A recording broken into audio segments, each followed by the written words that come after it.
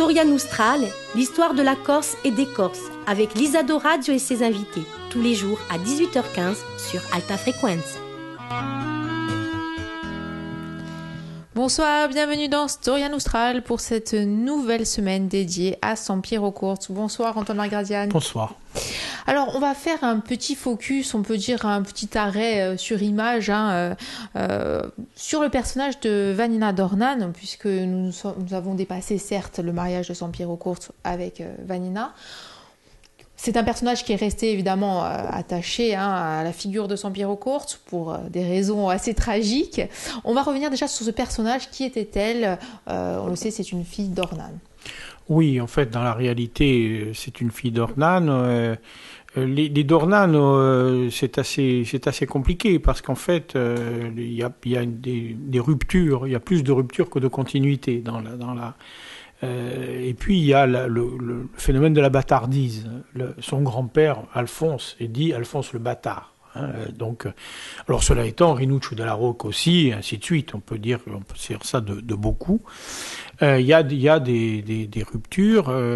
Le bloc familial qui va apparaître, c'est-à-dire que Alphonse d'Ornano épouse dans un premier temps la fille de Giampaolo de Lecca.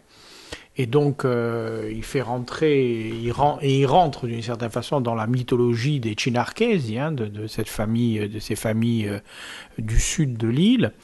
Et ensuite, il est assassiné sur le conseil de Rinuccio della Rocca, avec lequel il est en conflit, bien que dans le même camp, c'est-à-dire qu'il est passé du camp de Giampaolo à partir de la mort de sa première épouse au camp génois, donc voilà. Et ensuite, sa famille, et donc Francesco, le père de Vanina, fait partie des premiers qui rentrent dans la ville d'Ajaccio. C'est-à-dire que lorsqu'on construit Ajaccio, à partir de 1492, une des premières maisons qui se construit, c'est la maison des Ornano, ce qui montre leur appartenance au clan génois. Ils sont deux, donc Francesco et son frère Bernardino, et c'est relativement compliqué, cette famille est relativement compliquée. On le voit à travers toute une série de documents. Alors il y a eux deux, puis après il y a toute une pléiade de bâtards qui apparaissent dans une documentation qui est assez méconnue, mais qui est assez intéressante, qui se trouve à Venise. Voilà, donc c'est cette famille-là. Ensuite, Francesco d'Ornano, on le voit sur le littoral de la Ligurie dans les années 1520. C'est là que visiblement il doit prendre contact avec San Piero. C'est là que se décide le mariage, voilà.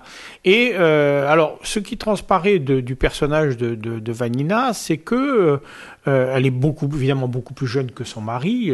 Ça c'est la première chose. Lorsque San Piero l'épouse, enfin lorsqu'il y a le premier contact en 1528, on ne sait pas son âge, mais elle doit avoir quelques années seulement. Donc son mari a une vingtaine d'années de plus qu'elle.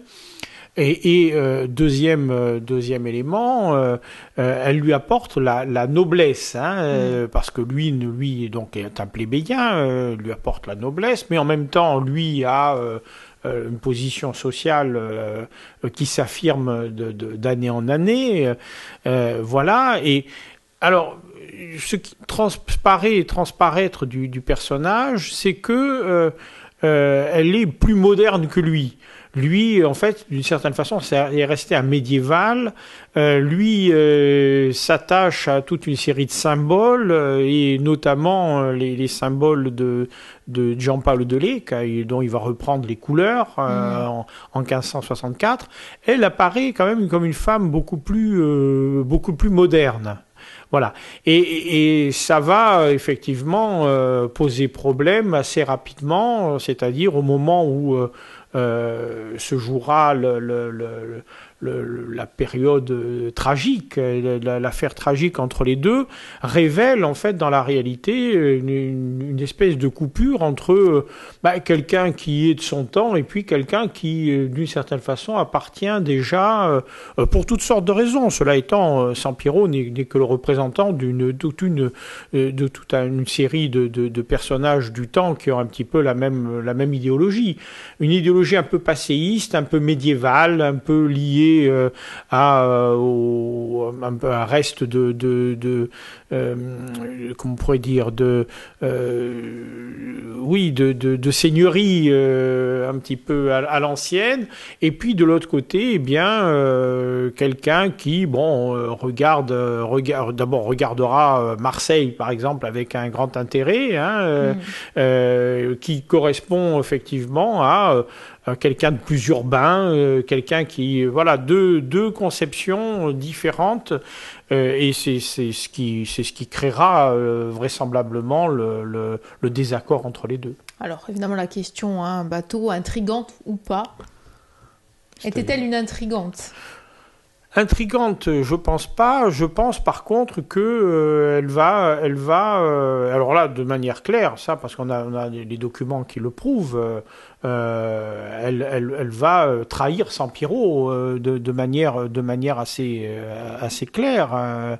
Elle va essayer de fuir et ça va entraîner effectivement son assassinat.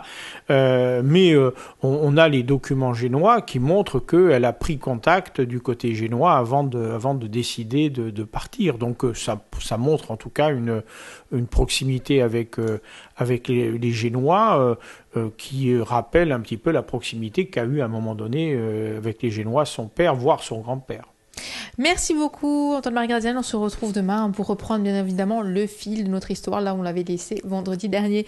À bientôt. Merci, à demain, au revoir. Storia Nostrale, tous les jours à 18h15 sur Alta Frequenza.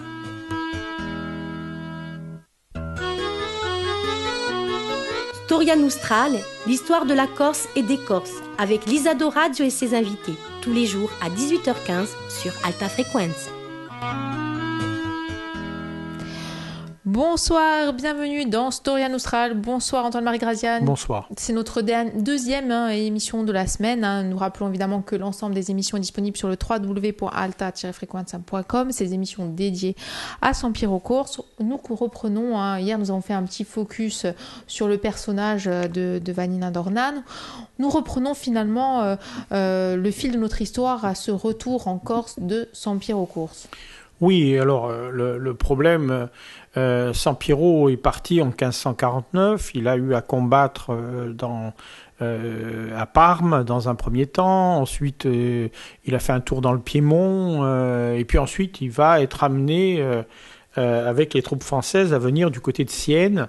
Alors là, on est véritablement dans le nouveau conflit, une nouvelle guerre d'Italie entre cette fois-ci Henri II et Charles Quint, et où Sampiero, qui est intégré véritablement dans un espèce de complot anti-génois et anti-empire,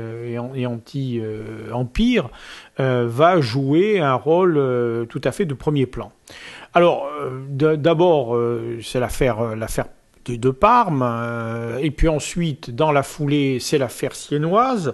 Alors à Sienne, qu'est-ce qui s'est passé ? Eh bien, en fait, les Siennois ont appelé les Français pour se débarrasser de la forteresse qui avait été installée par les Espagnols à l'intérieur de la ville, pour virer les Espagnols, et ils n'en ont pas évidemment les moyens tout seuls, ils ont besoin de l'armée française, et donc arrive Monseigneur de Termes, qui sera le personnage qui viendra l'année suivante en Corse. Donc voilà, ce sont ces troupes-là qui vont débarquer, qui vont arriver donc dans la zone de Sienne, et qui vont retrouver alors au début de l'année 1553, il y a les deux flottes, parce que les Français ont repris donc les opérations avec les Turcs.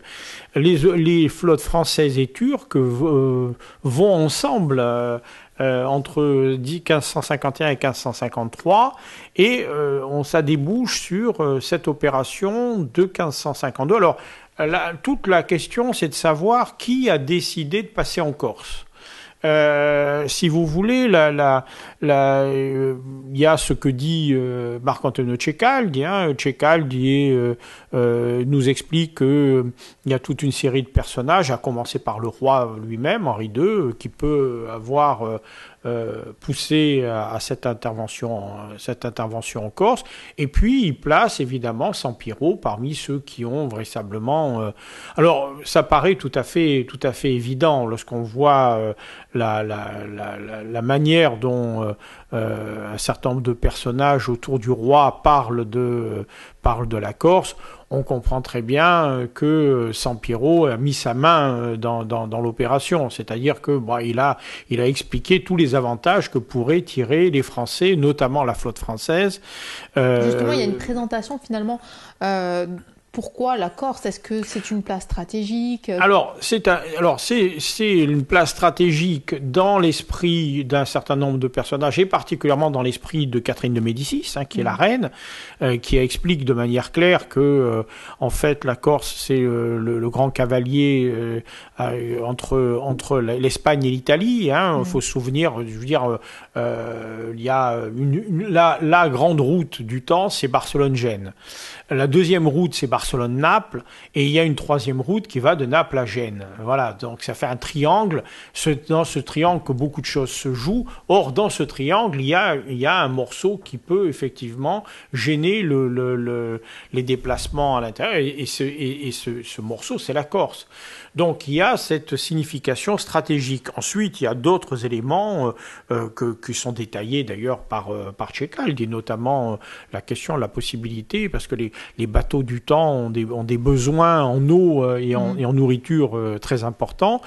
C'est un moyen pour les gens qui sont à bord des galères de pouvoir trouver de l'eau et pouvoir se restaurer, etc. Donc et puis il y a toute une autre série d'éléments, mais ce sont là les éléments principaux qui sont avancés pour la conquête de la Corse. Donc on le voit, cette position stratégique finalement qui va pousser à intervenir en Corse. Oui, c'est cette position stratégique qui pousse à intervenir en Corse, où la flotte turque, dans la réalité, domine depuis beau temps. En fait, mis à part l'épisode de Girolata où Zanettino Doria s'est emparé d'un moment donné de Dragut avant qu'il soit relâché avec l'intervention des Lomellines de Tabarque. En fait, dans la réalité, la Méditerranée est devenue un lac turc. Particulièrement cette partie-là. Et donc, à partir de ce moment-là, évidemment, l'alliance entre le Turc et la flotte turque et de l'autre côté, les troupes françaises, normalement, devrait être vainqueur. C'est comme ça, en tout cas, que c'est lu par les autorités françaises. Et ça explique, en fait, dans la réalité, l'intervention française en Corse. On y reviendra, bien évidemment, demain. À demain, Antoine Marc-Graziani. Merci, au revoir. Storia Nostrale, tous les jours à 18h15 sur Alta Frequenza. Storia Nostrale, l'histoire de la Corse et des Corses, avec Lisa Doraggio et ses invités, tous les jours à 18h15 sur Alta Frequenza. Bonsoir, nous sommes mercredi, nous sommes sur Alta Frequenza en compagnie d'Antoine Marc-Graziani. Bonsoir. Bonsoir. Alors évidemment, nous poursuivons ces émissions dédiées à Sampiero Corse. Je vous rappelle qu'elles sont disponibles sur le www.alta-frequenza.com en vidéo et en podcast. Hier, nous avons cerné finalement la position stratégique de la Corse. Évidemment, dans cette route, ce triangle, on l'a vu, entre l'Espagne et l'Italie. On a parlé aussi évidemment de cette domination turque. Dans les faits, comment va se passer finalement cette intervention ? Cette intervention, elle démarre en août 1553. Elle est construite avec donc deux intervenants principaux qui sont les Français et les Turcs. La flotte turque arrive, elle est la plus nombreuse évidemment. Elle est menée par Dragut, c'est-à-dire un corsaire de tout premier plan. Dragut est quelqu'un qu'on connaît bien. En Corse, on le connaît très très bien pour toutes sortes de raisons. Il a commencé par évidemment les déprédations qu'a réalisées Dragut dans l'île sont considérables, mais cela étant un petit peu partout dans la Méditerranée. Et puis il est monté en puissance, et puis Barberousse est disparu, et à partir de ce moment-là, la place est libre, de la même façon que après la mort de Dragut, ça sera Occhiali, Djali qui le remplacera, qui a pratiquement la même carrière que lui. Donc on a une espèce de continuité. Et donc Dragut, lui, mène les troupes, mène la flotte turque, et les Français, eux, vont embarquer une partie des troupes qui sont à Sienne pour l'opération donc en Corse, et ils vont venir se présenter devant Bastia. Donc on est dans la deuxième moitié du mois d'août 1553, et ils se présentent devant Bastia. Les soldats descendent. Alors on a tous les éléments de cette opération-là, où Sampiero va apparaître comme étant un de ceux qui fait gagner tout de suite les Français, puisque il arrive. Bastia est une place qui a relativement peu évolué depuis 1521. C'est une place qui a été où on a réalisé, après que la population ait protesté vivement contre le fait que pratiquement rien ne se fait à Bastia. En 1518, on a décidé la construction du palais des gouverneurs. Alors c'est pas le palais des gouverneurs actuel, c'est un palais, c'est déjà mais c'est déjà une avancée. Entre 1518 et 1521, on a construit une partie du palais des gouverneurs. Et mais l'ensemble, c'est des fortifications un petit peu à l'ancienne, qui ne tiendront pas très longtemps, évidemment, par rapport à une troupe importante et une flotte relativement importante. Et ça se joue à ce moment-là un petit peu à l'intox.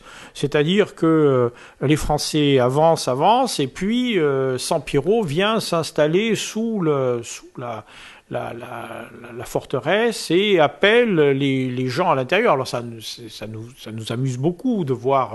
Mais cela étant, lorsqu'on connaît Sampiero, c'est un multirécidiviste de ce genre de choses-là. Il suffit d'avoir lu Montluc pour s'en rendre compte. Il y a plusieurs endroits où il agira de la même façon à Bonifacio.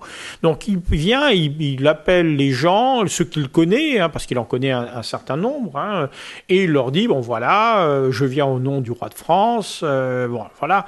Alors on masque évidemment les Turcs, parce que c'est la guerre des Franco-Turcs, il faut pas l'oublier. On a simplifié ça avec une belle plaque qu'on a mise à l'entrée de Bastia, mais c'est du flanc. Je veux dire, ça ne tient pas la route. Ça n'est pas la France actuelle.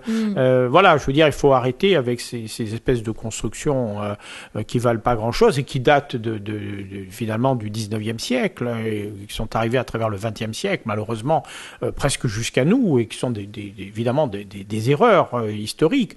En fait, dans la réalité, Sampiero, il est là au nom, au nom, un, du roi de France, et deux, de Soliman. Il n'est pas là. Et d'ailleurs, ce qu'on va faire, lorsque la place va tomber et qu'on va piller les maisons des Génois, dans la foulée, ce qu'on va faire, c'est faire venir la flotte turque et la cacher. On va la faire passer de l'autre côté de telle façon à ce que les gens...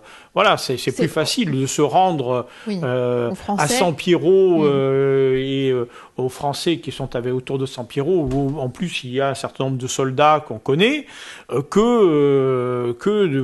qu'il y a beaucoup de Corses qui ont participé aux guerres d'Italie, etc., etc. Donc il y a des espèces de parenté, en tout cas on connaît un petit peu les gens qui sont là, plutôt que de se rendre à Dragut. Voilà, donc ça n'est pas du tout la même chose. Et donc le maréchal de Terme fait glisser la Dragut pour qu'il parte vers Bonifacio pratiquement tout de suite.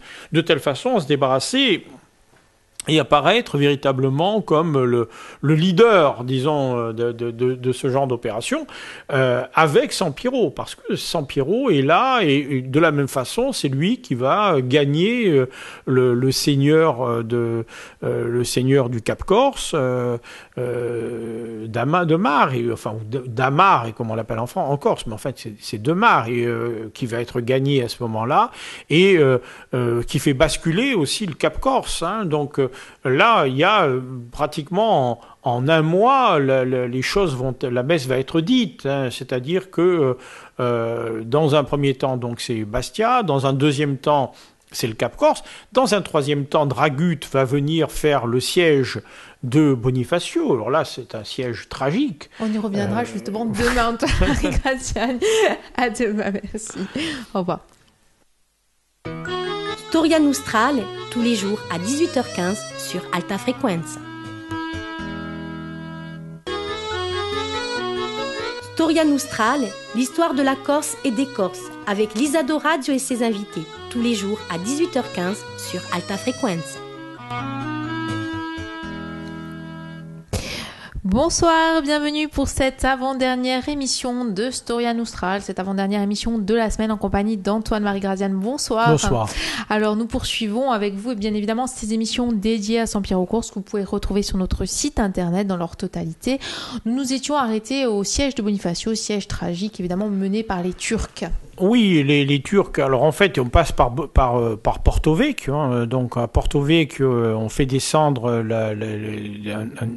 des Ornano qui sont parents de Sampiero et qui sont parents donc de Vanina et qui vont s'emparer de la petite place de Porto Vecchio. Mais c'est pas grand-chose. Par contre, Bonifacio est une place importante. C'est une place importante.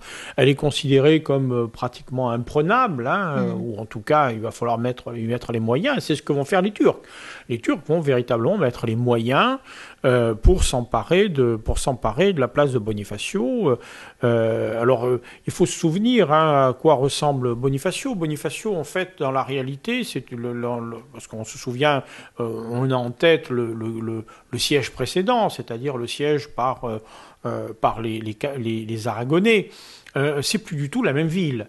Lors du siège des Aragonais, on n'a pas si vous voulez, la façade la façade fortifiée qui a été construite dans la réalité à partir des années 1480 et qui coupe véritablement la route qui va depuis le château, hein, qui se trouve au centre de Bonifacio, pour aller vers l'extérieur. Là, on a mis une grosse fortification, et à l'époque, il y a des tours. Alors évidemment, ça n'est pas l'ensemble bastionné tel qu'il est aujourd'hui, non plus. Mais c'est une version intermédiaire avec des tours en façade, notamment la tour d'Abra, hein, Abra renvoyant Abra, c'est comme le Ponte d'Abra, hein, voilà. Et donc on a bâti, on a fabriqué une fortification qui est une fortification forte, quelque chose d'important. Et il faut se rendre compte qu'il y a la ville, et puis lorsqu'on avance vers le cimetière, hein, la partie, si vous voulez, où se trouvent aujourd'hui les casernes, eh bien, on a là en fait un bois avec des genévriers, etc., etc. Et donc qui vont servir là aussi lors de la défense de la ville, parce que en fait les Turcs installent une artillerie très forte, hein, en face de la porte, bombardent la porte, et ensuite, dans un deuxième temps, ils vont aller s'installer de l'autre côté du goulet et vont mettre une autre batterie qui va tirer sur la partie qui est la moins fortifiée, c'est-à-dire le flanc, si vous voulez, de la partie où il y a le port de Bonifacio. Et donc, là, on va tirer plusieurs milliers de boulets, hein, sur la défense de Bonifacio va être tout à fait exceptionnelle. Tout le monde va participer, hommes, femmes, enfants vont participer. Et puis il y a des parties des murs s'effondrent, et on installe du bois, on installe tout ce qu'on peut pour empêcher la fortification. Et là, à nouveau, Sampiero vient jouer son rôle, parce que il a fait un tour dans l'entretemps à Ajaccio, il est allé s'emparer d'Ajaccio, où la ville ne s'est pas défendu. Là aussi, il y a eu un certain nombre de pillages, mais enfin qui sont quand même limités à quelques maisons. Et ensuite, il a gagné Bonifacio. Et alors, il y a un épisode qui est assez terrible, c'est que les Génois ont fait comme ils avaient fait dans l'opération précédente contre les Aragonais. Ils ont envoyé quelqu'un pour essayer de trouver des moyens. Et ce quelqu'un en question va se rendre à Gênes et il va revenir, il va se faire happer à Girolate. Il va être fait prisonnier. On va l'amener devant Bonifacio avec Sampiero pour parlementer, etc. Et lorsque finalement la place va se rendre contre la vie sauve, en fait, dans la réalité, les Turcs vont se venger du nombre important de morts qu'ils ont eu sur la garnison de Bonifacio qui va être en partie massacrée. Donc, voilà, Sampiero participe à une opération qui, bon, est pas particulièrement la plus bénéfique pour Bonifacio. Et puis, il faut savoir derrière, eh bien, on va payer le départ des Turcs. Alors, semble-t-il, du côté français, on va leur donner tout ce qu'il y a comme argenterie, etc., etc. Alors, on a les documents. Et puis, du côté génois, les Génois vont acheter plus ou moins le départ de Dragut, ce qui va advenir assez rapidement. Et à partir de ce moment-là, les Français vont se retrouver avec une flotte très limitée pour défendre l'île et face à la venue assez rapide des Génois dans l'autre sens. Et ça, évidemment, on en parlera demain. Merci beaucoup, à demain, au revoir. Storia Nostrale, tous les jours à 18h15 sur Alta Frequenza. Storia Nostrale, l'histoire de la Corse et des Corses, avec l'Isado Radio et ses invités, tous les jours à 18h15 sur Alta Frequenza. Bonsoir, bienvenue pour cette dernière émission de la semaine en compagnie d'Antoine-Marie Graziani. Bonsoir. Bonsoir. Alors, je rappelle bien évidemment que l'ensemble des émissions de cette semaine et des semaines précédentes est disponible sur le www.alta-frequenza.com en vidéo et en podcast. Nous nous étions arrêtés hier au départ des Turcs et à l'arrivée évidemment des Génois, puisque les Français sont les seuls, on peut dire, pour l'heure, les seuls en tout cas sur la terre de Corse, et qu'ils sont bien évidemment, les Génois vont bien évidemment répliquer. Oui, en fait, dans la réalité, le seul échec qu'ont rencontré les Français, qui ont véritablement se sont emparés des différentes places assez etc., rapidement. Très rapidement, en 2 mois, pratiquement la messe est dite, et la nouveauté, c'est Calvi. C'est-à-dire que Calvi échappe. Alors, on a essayé pareil, on est venu dessous, etc., etc. La ville ne s'est pas rendue. C'est la Semper Fidelis, pour reprendre une formule du temps. Ils se sont pas rendus. Et les Génois ont essayé de fortifier au maximum la ville, ce qu'ils continueront à faire dans les années qui vont suivre, parce que ils vont subir quand même 2 sièges importants en 1554 et 1558. Entre-temps, à la fin de l'année 1553, les Génois amènent la réplique. Alors la réplique, comment ils portent la réplique ? Bien, la réplique, elle est portée par leur grand homme, c'est-à-dire Andrea Doria. Andrea Doria est chargé par les autorités de la République de mener la contre-offensive contre les Français, et donc il réunit ses soldats et il organise une grande messe très importante à la cathédrale Saint-Laurent de Gênes, et partant de là, il pense organiser la réplique, et donc il va charger des soldats en grand nombre, des soldats qui sont soit des soldats amenés par les Génois, soit des soldats qui sont payés. Alors là, c'est assez complexe, parce que Philippe II a décidé de prendre à moitié les dépenses des Génois dans les opérations de Corse. Et donc, voilà. Donc, ils vont disposer de troupes en grand nombre, des soldats allemands, des soldats italiens. Face à des Français qui sont affaiblis, on l'a vu par le départ des Turcs. Face à des Français qui sont affaiblis par le départ des Turcs, les troupes sont encore assez nombreuses. Ça va baisser très rapidement. C'est-à-dire que la façon dont on nous a présenté les choses est assez fausse. Dans la réalité, très rapidement, les deux camps vont considérer que ces opérations sur la Corse ne sont pas les opérations principales. C'est une guerre, si vous voulez, c'est une guerre à plusieurs faces. Nous, évidemment, nous avons tendance à nous considérer au centre, mais nous avons été au centre juste un moment dans la réalité. Un point parmi d'autres, finalement. Voilà. Et dès l'année 1554, dès le courant de l'année 1554, et en tout cas à partir de la bataille de Tinde, on peut considérer que la guerre quitte progressivement la Corse. Alors, dans un premier temps, Andrea Doria arrive à Saint-Florent, qui est pour lui le principal point à reprendre. Pourquoi ? Eh bien, parce qu'en fait, pour une flotte comme la flotte génoise, il y a en réalité, il n'y a que deux golfes importants qui sont le golfe d'Ajaccio et le golfe de Saint-Florent. Donc il faut impérativement pour lui se réinstaller dans le golfe de Saint-Florent et il va sur la fin de l'année 1554, il faut relativiser Bastia, la prise de Bastia qui arrive très très rapidement, les Génois se réemparent de Bastia assez rapidement, mais ça fait l'objet d'une demi-page dans le Tchécal, ce qui montre bien que en fait dans la réalité l'essentiel ne se joue pas là, l'essentiel se joue en fait sur Saint-Florent parce que c'est le lieu. Il faut que la flotte génoise puisse être à l'abri et il faut qu'elle récupère complètement la place de Saint-Florent. Et donc commence un long siège, un siège terrible, alors terrible pour différentes raisons.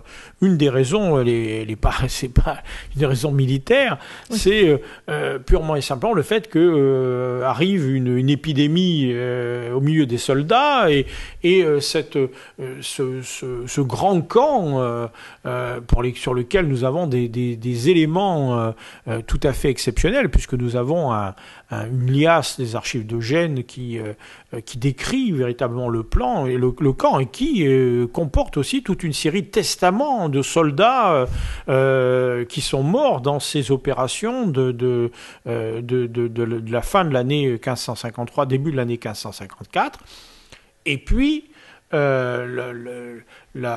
se trouve à la tête du camp Giordano Orsini, un Jourdan des Ursins, comme on l'appelle en français. Vous savez que cette idée un peu stupide du français qui consiste à traduire tout et n'importe quoi. Tiziano Vercelli devient Titien, Santi devient Raphaël, etc. Là, on a Jourdan des Ursins, c'est un peu Giordano Orsini. Voilà, on touche le fond. Et donc, c'est lui qui est chargé de la défense de la place. Alors, les Génois lui donnent la possibilité de sortir, parce que lui, c'est un soldat italien, mais on ne donne pas la même latitude aux Corses, qui normalement on risque d'être effectivement tué ou amené et mis à l'intérieur des chourmes des galères. Et en fait, dans la réalité, les Corses sortent en force et réussissent à passer les barrages des troupes génoises et à s'enfuir malgré donc cette difficulté qui leur était opposée. Donc voilà comment les choses se passent. Et donc après Bastia tombe Saint-Florent. Donc dans la même optique, le Cap Corse bascule aussi. On va arriver à un point, disons assez rapidement, un point où il y aura un nord-est de la Corse occupé par les Génois qui se sont réinstallés Et puis le reste de l'île qui est à la merci donc des troupes françaises et aussi de troupes corses, parce que la nouveauté de ces opérations-là, c'est l'émergence de troupes corses qui ont été dès le début engagées par Monseigneur de Termes. Dès que Monseigneur de Termes est arrivé à Bastia, il a recruté des compagnies corses qu'il a mis sous la direction de caporaux, enfin de gentilshommes insulaires, et ce sont ces gentilshommes insulaires qui dominent véritablement une grande partie parce que finalement, bon, les troupes françaises, qu'est-ce que c'est? Des Gascons, etc., etc. Ce sont des troupes régulières. À côté de ces troupes régulières, il y a des troupes irrégulières corses, mais ces troupes irrégulières corses sont les plus nombreuses très rapidement et vont devenir, avec le départ dès 1555 d'une grande partie des troupes françaises, les seuls à tenir véritablement la Corse. Merci beaucoup Antoine-Marie Graziani. À très bientôt. Au revoir. À bientôt à vous.